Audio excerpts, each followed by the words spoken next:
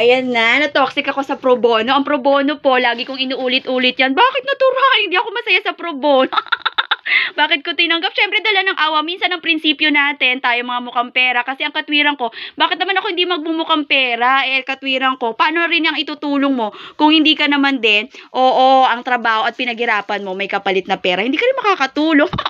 Actually, ang pro bono po sa akin ay na-drain ako. Talaga tinatrabaho ko siya. Dalumat. Dahil na-drain ako, kailangan ko rewardan ng sarili ko.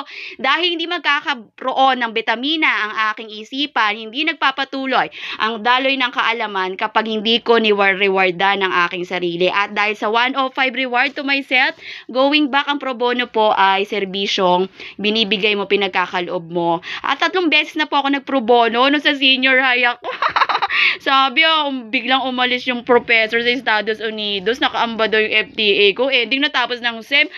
Tiwa, yung pangalawa naman, tandang-tanda ko, 2018, parang sa Cream 13, again, dahil may panukala daw, nabalik na po daw sa normal, hindi na daw po yung magiging pro bono, wala, ending natapos ng SEM, pro bono, kaya po sa tutuwing magpo-pro bono ko, eto na naman, isa lamang po isang estudyante na ito, pero tinatrabaho ko pa rin kahit pro bono, dahil gusto ko, sa kada kasipagan ko, tatapadan niya din ng sipag, kasi alam mo, kapag ka napipir ka, isa lang ang indikasyon niyan, may pagkatamagotchi ka, amanado naman siya kasi feeling ko ako din na nabagsak dito dahil kung pipir siya, economics major, lahat ng economics na dalumat, ako may hawak at dahil na-drain ako, eto na, back 105.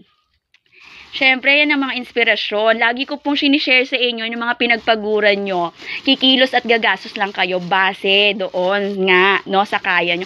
Kasi kapag hindi nyo kaya, huwag na po kayong mag-abala pa dahil tendency niya, hindi na rin po talaga kayo nagiging maligaya. Nagpapanggap na lamang po kayo na maligaya kayo. Tapos, sa pamamagitan ng mga nakikita nyo na mas maligayang tunay kaysa sa inyo, ang nangyayari. Ay, nalulungkot ka dahil may maligayang totoo sa'yo. Kaya po ang Madam UK, ay naku talaga naman, kapag anong dinidikta ng puso't isip ko kapag po Saturday, Sunday, ay nire-rewardan ko ang aking sarili sa abot presyo lamang po na laman ng wallet ko.